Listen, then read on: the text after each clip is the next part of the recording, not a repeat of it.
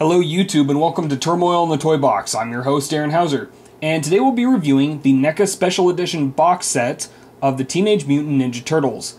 These are figures that are based off the original 1984 comic series by Kevin Eastman and Peter Laird, and each of them comes with their own bit of weaponry. Leonardo comes with his katanas, Raphael comes with his sai, Michelangelo comes with his nunchucks, and of course Donatello comes with his bow staff. But the one cool thing that I really wanted to point out about each of these figures is that each one is sculpted to reflect the character's personality. I'll be able to show that off a bit more in detail later in the review, but we'll get started by going through each of these individual figures. We'll start off first here with Leonardo. The main difference between him and some of the other ones is, of course, he's molded to have the sheaths for his katanas on the back of his shell there, which is pretty cool. And they do fit in. The articulation, I will say, is the same across the board.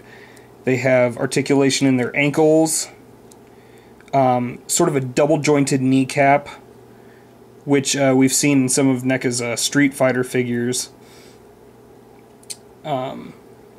Rotation in the wrist, in the elbow there's flexibility forwards and backwards, rotation right underneath the shoulder there, rotation in the shoulder itself, and flexibility in and out. Now the reason I'm not really demonstrating that a lot with the joints in this review is because they are fairly tight. This is a hard to find box set and I'd rather not just snap these off for a review. So I'm sure you'll understand. They do have a lot of really cool articulation in the head. There's a ball joint at the top of the neck, and then a sort of a hinge joint at the base of the neck, and then it also rotates left and right there. Really, really detailed. I really love the amount of precision they put in the coloring and everything on these. It has that kind of pencil stroked look to it, which is just beautifully done on these figures. So yeah, that's about it for him. For his katanas, they're really well done. Kind of give you a look at those real quick.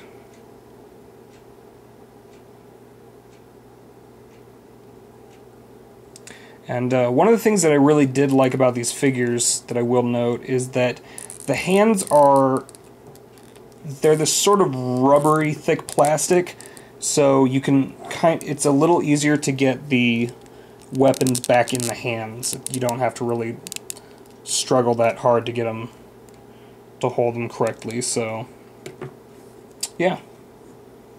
Another little side note, some people care about it, not as many do these days, but they do actually have the peg holes in the feet, which I was surprised about. So if you do have stands, or if you have a tendency to have your figures take a shelf dive, there is the option for that, which is cool. So yeah, that's Leo. Very cool. Here is Raphael. He's a little different detail-wise on the hands. It's actually made so that you can either have him hold the sai in the hand like that, just kind of gripping it, or you can have that sort of held through his knuckles sort of look, which is pretty sweet. So there's a bit of differentiation there. Other than that, same sort of detail and articulation. Oh, another thing I'll point out is these knee pads that are attached to the mid-knee joint there, where it's kind of double-jointed, they are sort of this rubbery plastic, and I'm not really sure if they're glued on or if they're kind of attached in a middle portion here, but they feel kind of wobbly as if they could rip off, so just a little note there. So yeah, we'll do Michelangelo. Now, here's where you can start seeing some differentiation with the facial sculpts here. He's got more rounded eyes, kind of more of a smirk on his face. You've got Raphael, who's probably the most aggressive of the turtles, and he's got kind of the more, you know, vengeful look on his face. And then you've got Leonardo, who's kind of the always watching. His eyes are a bit wider. And then on Donatello, we'll jump to him real quick.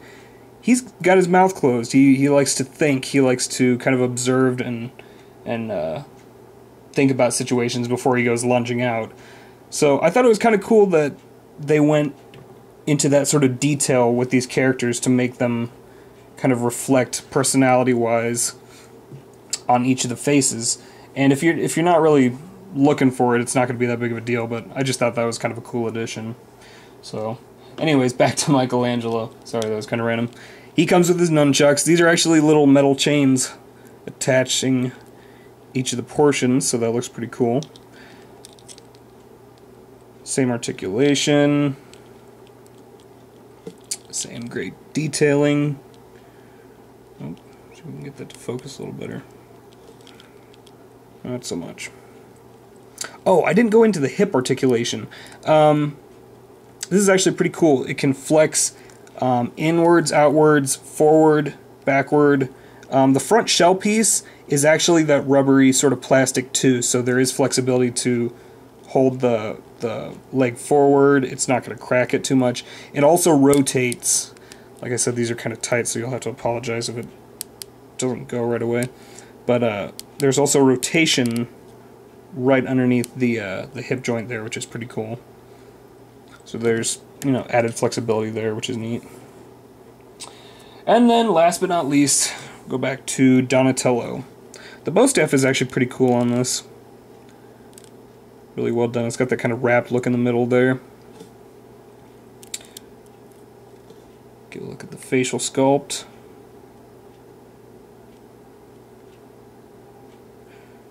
Pretty sweet. But yeah, it's a pretty kick-ass group of figures, and this completely beats the hell out of the Turtles figures I grew up with, so if you can, I would definitely check out this series. They're very, very, very well done figures, and like I said, just the sort of pencil-drawn look to each of the figures gives it that sort of added texture, which really, really looks like the original comic series, which I liked. Some people might complain because in the original comic series they all had the sort of red masks, so it wasn't until later that they got the you know, the blue and the orange and the purple masks that they had in the animated series. But